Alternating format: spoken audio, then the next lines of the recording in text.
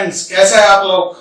मैं आपका दोस्त doctor Manoj Tawani, director Tawani tutorials, Nagpur से आप सभी का स्वागत करता हूं। बच्चों, एंट्रेंस एग्जाम के लिए आप सभी जानते हैं कि आपको एमसीक्यूज सीखने होंगे, समझने होंगे, प्रैक्टिस करने होंगे। एमसीक्यूज यानी मल्टीपल चॉइस क्वेश्चंस, यानी कि objective questions. Whatever entrance exam you might be preparing for JEE, NEET, MHTCT or anything. Chemistry एक ऐसा सब्जेक्ट है जो आपको बहुत अच्छा स्कोर दिला सकता है। देखिए बच्चों, हम टीचर्स लोग आपको गाइड करते हैं, लेकिन आपके हिस्से की मेहनत जब तक आप नहीं करोगे तब तक आउटपुट यानी रिजल्ट नहीं आएगा। ये पॉइंट आपको ध्यान से नोट कर लेना है। Some basic concepts of chemistry, ये जो हमारे केमिस्ट्री का फर्स्ट टॉपिक है बच्चों, इसके जितने भी हमने सब्जेक्टिव मटेरियल्स यानी कि थ्योरेटिकल वीडियोस जो आपको दिए हैं, अपलोड किए हैं आपके ऐप में, वो सभी हम लोग ने एनसीईआरटी की टेक्स्ट बुक और स्टेट बोर्ड की टेक्स्ट बुक को ध्यान में रखते ही सारे पूरे लेक्चर्स हमने अपलोड किए हैं बच्चों। इसलिए आप जब ये एमसीक्यूज के वीडियोस को स्टडी करें तो आपसे रिक्वेस्ट है कि आप पहले वो सारे थ्योरेटिकल वीडियोस जो हमने अपलोड किए थे subject content wise theoretical videos topic के, उसको आप ध्यान से स्टडी फिर से एक बार कीजिए। उसके बाद ही इन वीडियोस को आप वर्कआउट कीजिए ताकि आप एमसीक्यूज को खुद सॉल्व करने की कोशिश कर सकते हो बच्चों।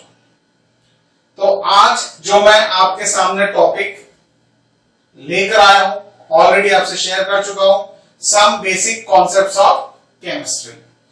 तो चलिए बच्चों, इस टॉपिक की शुरुआत करते हैं और देखते हैं कौन कौन से इंटरेस्टिंग क्वेश्चंस इस टॉपिक में हम आपके लिए लेकर आए हैं। तो बच्चों, some basic concepts of chemistry के एमसीक्यूज का ये वीडियो है, created by doctor Manoj Tawani, यानी कि मैं खुद। तो सबसे पहला question, a balanced chemical equation is in accordance with, मतलब जो भी एक बैलेंस्ड केमिकल इक्वेशन हम बोर्ड पे लिखते हैं, कॉपी में लिखते हैं, कहीं पर भी लिखते हैं, तो यहां पर हम कौन सी चीज को फर्स्ट प्रायोरिटी पे फोकस करते हैं, कौन सी चीज को फॉलो करते हैं जब एक बैलेंस्ड केमिकल इक्वेशन हम नोट डाउन करते हैं बच्चों। पहला है इसमें A option Avogadro's law, B option है law of constant proportion, C option है law of conservation of mass, या डी ऑप्शन है law of gaseous volume. Law of gaseous volume यानी आपको याद आ रहा है कि बच्चों किसके बारे में पढ़े थे, गैस के बारे में हम लोग ने? Yes, Gay Lussac's law. Gaseous volume से रिलेटेड जो लॉ था ना बच्चों, गेलो-सेक्स लॉ करके हम लोग ने पढ़े थे, आपको अच्छे से याद होना चाहिए। तो देखिए बच्चों, एक बैलेंस्ड केमिकल इक्वेशन जब भी हम लिखते हैं वो कौन सी चीज को फॉलो करता है, तो एक छोटा सा एग्जांपल ले लेते हैं ताकि आपको ध्यान में आ जाए कि वो कौन सी चीज को फॉलो करता है। तो चलिए एक छोटा सा इलस्ट्रेशन, जो आप भली भांति समझ भी गए होंगे इसका आंसर क्या होता है, लेकिन जो बच्चे इस आंसर को नोट नहीं कर पा रहे, समझ नहीं पा रहे, वो समझाने के लिए एक इलस्ट्रेशन लेंगे। Carbon reacting with oxygen giving me carbon dioxide, ठीक है। एक एटम ऑफ कार्बन का वजन आप जानते हो 12 AMU या 12 ग्राम। एक एटम ऑक्सीजन का वजन 16 है, इसलिए 2 एटम ऑफ ऑक्सीजन, इसलिए कितना हो जाएगा 32। 1 कार्बन दैट इज 12, 2 ऑक्सीजन यानी 32। तो यहां पर रिएक्टेंट का वजन हो रहा है 44, प्रोडक्ट का वजन हो रहा है 44। तो ये अगर 44 ग्राम है तो ये भी 44 ग्राम है, यानी कि अगर रिएक्टेंट का वजन 44 ग्राम है तो प्रोडक्ट का वजन भी क्या होगा, 44 ग्राम होगा। इसे बोलते हैं बच्चों लॉ ऑफ कंजर्वेशन ऑफ मास। क्या बोलते हैं इसको? लॉ ऑफ कंजर्वेशन ऑफ मास, मतलब जो रिएक्टेंट का वजन होगा वही प्रोडक्ट का वजन होगा। तो उम्मीद करता हूं अब आपने इस आंसर को सोच लिया है। Answer is law of conservation of मास। यह है आपके फर्स्ट एमसीक्यू का बहुत ही प्यारा सा सिंपल सा आंसर। हर बैलेंस केमिकल इक्वेशन में ये लॉ आपको 100% फुलफिल होते हुए मिलेगा, भले आपके रिएक्टेंट प्रोडक्ट सॉलिड फॉर्म में है, लिक्विड फॉर्म में है या गैसियस फॉर्म में, लॉ ऑफ कंजर्वेशन ऑफ मास आपको 100% है फुलफिल होते मिलेगा। भले बाकी लॉ फुलफिल हो रहे हो ना हो रहे हो वो अलग बात है, but law of conservation of mass 100% fulfil होगा। तो उम्मीद कर रहा हूं बच्चों आपको पहले क्वेश्चन का पहला answer law of conservation of मास क्या है अच्छे समझ में आया होगा। तो आपने नोट किया लॉ ऑफ कंजर्वेशन ऑफ मास इस पहले एमसीक्यू का आपका आंसर है। ठीक है बच्चों, अब बढ़ते हैं एक और इंटरेस्टिंग सवाल की तरफ, एक और इंटरेस्टिंग क्वेश्चन की तरफ हम और आगे बढ़ते हैं। 1 liter nitrogen combines with 3 liter of hydrogen. 1 liter nitrogen combines with 3 liter of hydrogen to form 2 liter of ammonia. ठीक है, अंडर द सेम कंडीशंस, मतलब सेम टेम्परेचर प्रेशर वाली कंडीशंस। दिस इलस्ट्रेट्स, ऑलरेडी इसको रेगुलर क्लास में आपको पढ़ा चुका हूं, अब आपने तुरंत सोच भी लिया होगा कि इसका आंसर क्या होगा। अब सबसे पहले आप देखिए बच्चों यहाँ पे क्या क्या पॉइंट्स रखे गए। पहला ऑप्शन दिया लॉ ऑफ कांस्टेंट कंपोजिशन या proportion, law of multiple composition या proportion, law of reciprocal proportion या फिर Gay Lussac's law of gaseous volume, Gay Lussac's law of gaseous volume. अब देखिए बच्चों, अगर आप ध्यान से देखेंगे तो आपको कुछ चीजें यहां पर समझ में आएंगी। ये है नाइट्रोजन यानी कि गैस, ठीक है, ये है हाइड्रोजन यानी कि गैस, ठीक है, और बात क्या की हो रही उस पर भी चेक करें, लीटर यानी वॉल्यूम, लीटर यानी वॉल्यूम।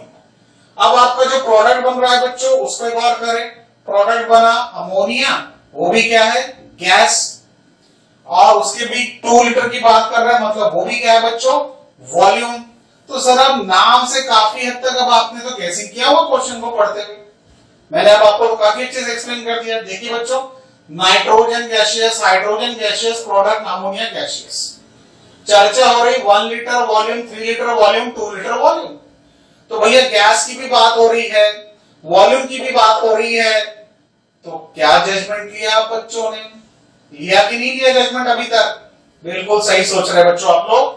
आपका आंसर है बच्चों Gay Lussac's law of gaseous volume, क्योंकि Gay Lussac's law of gaseous volume strictly आपके रिएक्टेंट भी गैसियस रहते हैं, प्रोडक्ट भी गैसियस रहते हैं, और ध्यान रहे कि इसमें अरिथमेटिक एडिशन ऑफ वॉल्यूम्स नहीं होता।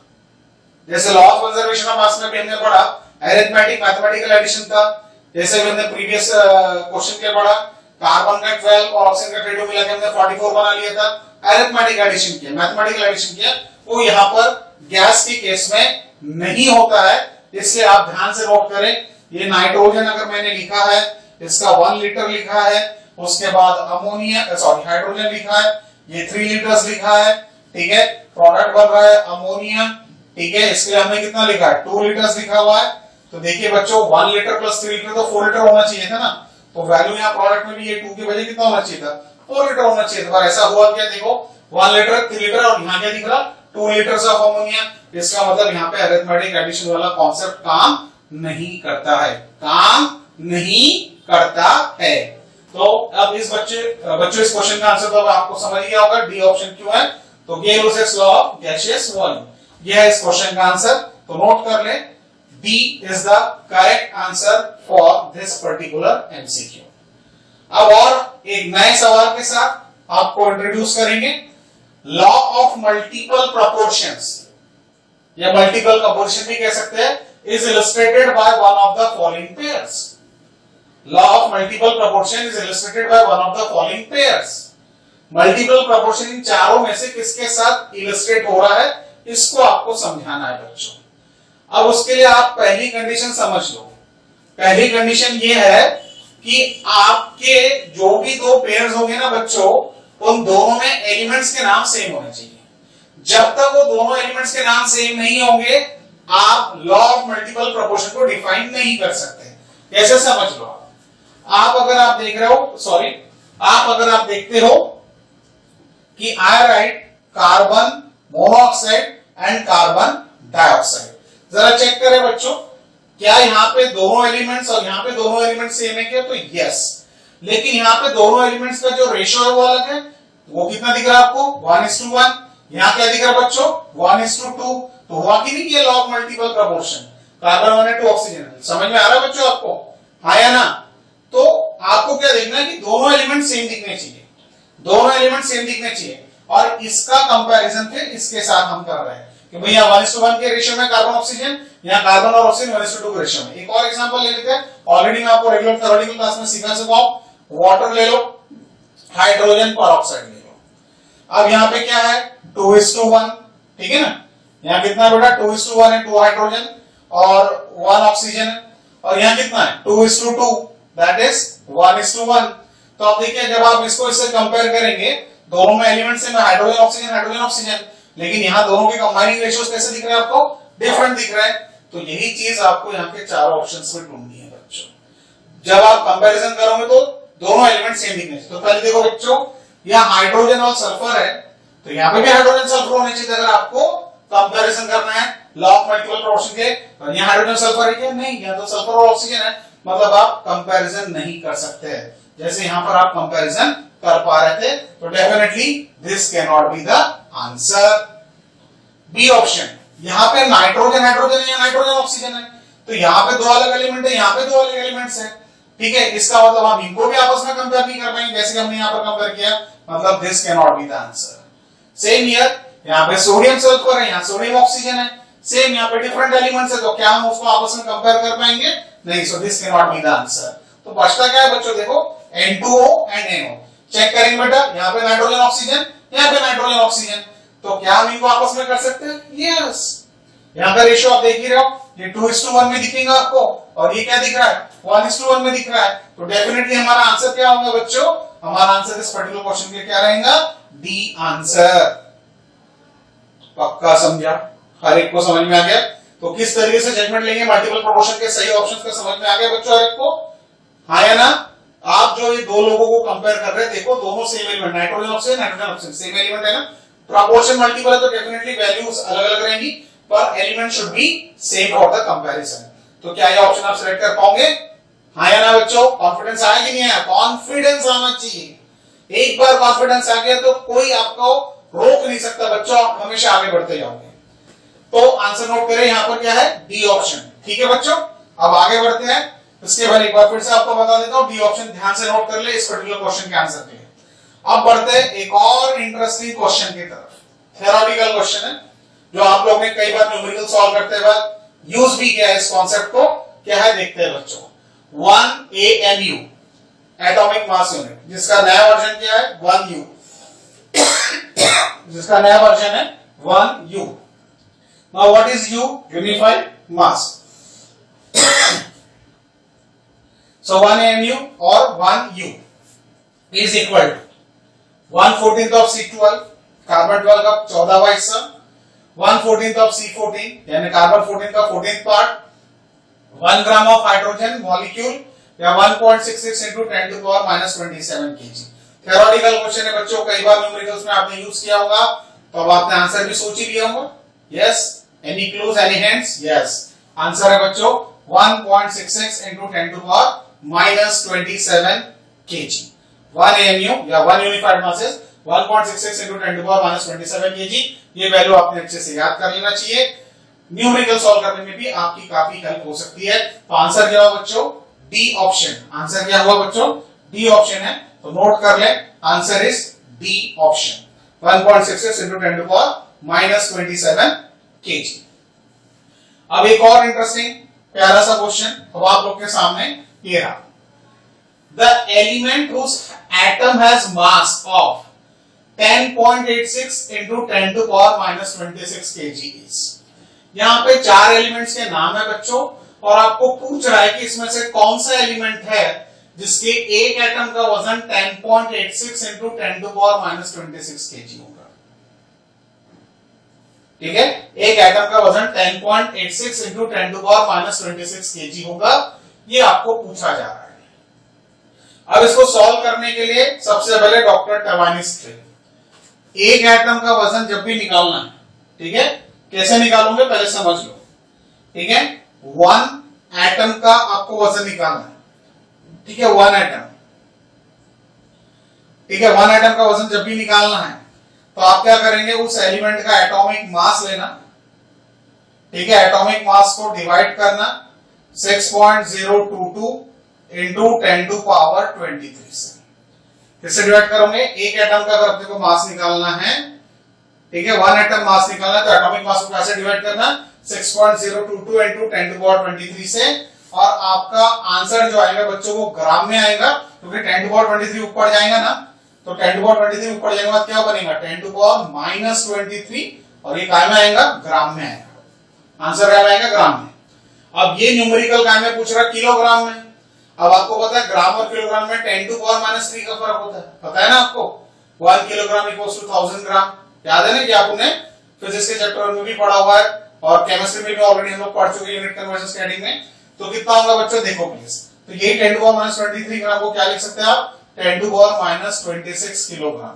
ठीक है, क्योंकि दोनों में 10 टू पावर 3 का फर्क है। As you know very well, 1 kilogram equals to 1000 gram, right? 1 kilogram equals to 1000 gram, यानी कि 1 kilogram equals to 1 into 1000 gram. Can I write this बेटा? समझ में आया? 1 kilogram equals to 1 into 1000 gram. तो इसको कैसे लिख सकता हूं? 1 kilogram equals to 1 into 10 to power 3 gram. ठीक है, समझाएगा बच्चों? 10 टू पावर 3 ग्राम। अब ये 1 ग्राम यही रख देते हैं, सो 1 अपॉन 10 टू पावर 3, इसको क्रॉस मल्टीप्लाई किया तो यहां क्या बचा? 1 ग्राम। अब 10 टू पावर 3 ऊपर होगा तो क्या बनेगा? 1 into 10 to power minus 3 kilogram equals to 1 gram. समझ में आया? 1 ग्राम, ये 10 टू पावर 3 ऊपर ले गया तो क्या बचेगा? 10 टू पावर माइनस 3 किलोग्राम। सो 1 ग्राम यानी 1 इंटू 10 टू पावर माइनस 3। भाई अपने पास ये 10 टू पावर माइनस 3 का डिफरेंस आ रहा है, माइनस 23 माइनस 20। कैसे आया? सबको समझ में आ गया बच्चों? गुड। तो ये फार्मूला आपको यूज करना होगा बच्चों टू गेट द आंसर। ठीक है, समझ में आया? ये फार्मूले से आपको आंसर निकालना होगा, तो ये चीज आपको समझना होगा अच्छे से। ठीक है, अब इसको हम सॉल्व कैसे करेंगे वो समझ लो। ठीक है, फार्मूला क्या था? फिर से एक बार नोट कर लेते हैं। फार्मूला क्या था? याद हो गया होगा अभी तक आपको? ठीक है, फार्मूला था एक एटम का मास निकालना है, 1 एटम मास। ठीक है, 1 एटम का मास निकालने के लिए क्या करना होगा हमको? एटॉमिक मास डिवाइडेड बाय क्या करना है? 6.022 इंटू 10 टू पावर 23, और जो भी आंसर आपका आ रहा है वो कहां में आ रहा है? ग्राम में आ रहा है। ठीक है, अब बोरॉन का जो एटॉमिक मास है बच्चों, बोरॉन का जो एटॉमिक मास है, बोरॉन का एटॉमिक मास 10.8 वगैरह कुछ तो भी आता है, मतलब अप्रोक्सीमेटली 11 पकड़ लो। ठीक है, कैल्शियम का एटॉमिक मास 40 पॉइंट समथिंग आता है, इसको 40 ले लो अभी का। सिल्वर का एटॉमिक मास जो है, सिल्वर यानी Ag, ठीक है, सिल्वर का जो आता है बच्चों दैट इज 107 पॉइंट समथिंग है, तो इसको 108 ले सकते हो। और जिंक का जो है बच्चों दैट इज कितना आएगा? ये 65.8 वगैरह कुछ तो भी है, तो अप्रोक्सीमेटली 66 ले लो। सब राउंड ऑफ में लिया हूं क्योंकि डेसिमल में होते हैं सारे वैल्यूज। ठीक है, ये 10 पॉइंट समथिंग तो 11 लिया, 40 पॉइंट कुछ तो भी है तो 40 ले लिया, 107 पॉइंट समथिंग है तो 108, 65.85 वगैरह कुछ तो भी है तो 66 ले लिया। अब आप छोटा सा हिसाब लगा लीजिए, अपना आंसर क्या में दिया? 10.86, मतलब 10 के आसपास। अब यहां की वैल्यू अगर 10 में चाहिए, इसको सॉल्व करेंगे। एटॉमिक मास ये 6 है ना, ये 6 है। अब ये एटॉमिक मास ऐसा क्या होना चाहिए कि भाई 6 से डिवाइड करो तो 10 का आंसर आएगा। 11 से डिवाइड करूंगा 6 से तो आएगा क्या? नहीं, इट इज 1 पॉइंट समथिंग। 40 को डिवाइड करूंगा 6 से तो आएगा क्या? नहीं, इट इज 6 पॉइंट समथिंग। 108 को 6 से डिवाइड करूंगा तो नहीं, वो 17 और 18 के आसपास आंसर जाएगा। ठीक है, लेकिन अगर मैंने 66 डिवाइड बाय 6 किया, एटॉमिक मास से 66 डिवाइड बाय 6 किया, तो क्या आंसर 10 के आसपास आएगा? यस, आंसर 10 के आसपास आएगा ना। करके देख लेना आप। ठीक है, अगर आप मैं यहाँ 66 डालता हूं तो 10 पॉइंट समथिंग आंसर आएगा। अब ये 10 टू पावर 23 है, ऊपर जाए तो 10 टू पावर माइनस 23, क्या बनेगा बच्चों? 10.86 इंटू 10 टू पावर माइनस 23 ग्राम, और अपना आंसर क्या है? 26। तो अभी आपको पता है 10 टू पावर मैंने ग्राम को कन्वर्ट करना है केजी में, तो क्या करूंगे? 10.86 into 10 to power minus 23 into 10 to power minus 3, जो कन्वर्जन फैक्टर है, कितना हो जाएगा फिर? 10.86 into 10 to power minus 26। This will be the answer जो यहाँ पर छपा है। तो आपने अंदाजा लगा लिया 66 डिवाइड बाय 6 करो तो 10 के बाद आसपास आंसर आ ही जाएगा मेरा, है ना? बराबर है कि नहीं? हाँ या ना बेटा? It will be 10 point something answer आ जाएगा, और ये 10 point something into minus 23 answer है, ये डिनोमिनेटर 23 है, ऊपर जाएगा माइनस 23, और उसको किलोग्राम में कन्वर्ट करेंगे तो माइनस 26। तो उम्मीद करता हूं बच्चों ये न्यूमेरिकल आपको बहुत अच्छे समझ में आया होगा। नोट कर ले अच्छे से। तो इस क्वेश्चन का आंसर क्या रहेगा हमारा? डी यानी कि जिंक, क्योंकि जिंक का एटॉमिक वेट जो है लगभग 66 के आसपास है बच्चों। तो क्या आपको ये मैथमेटिकल कैलकुलेशन समझ में आया बच्चों अच्छे से? आया ना? ओके, तो इस क्वेश्चन का आंसर क्या रहा बच्चों? D option. ठीक है, तो इस क्वेश्चन का आंसर है डी ऑप्शन। सबको समझा के अच्छे से बच्चों? आया ना? हर एक क्वेश्चन अच्छे समझ में आया कि नहीं आया? अच्छे समझा बच्चों? तो अब आपसे मिलते हैं बच्चों नेक्स्ट वीडियो में। उम्मीद करता हूं सारे एमसीक्यूज आपको अच्छे समझ में आए होंगे। तो मिलते हैं आपसे नेक्स्ट वीडियो में। Till then bye bye, thank you.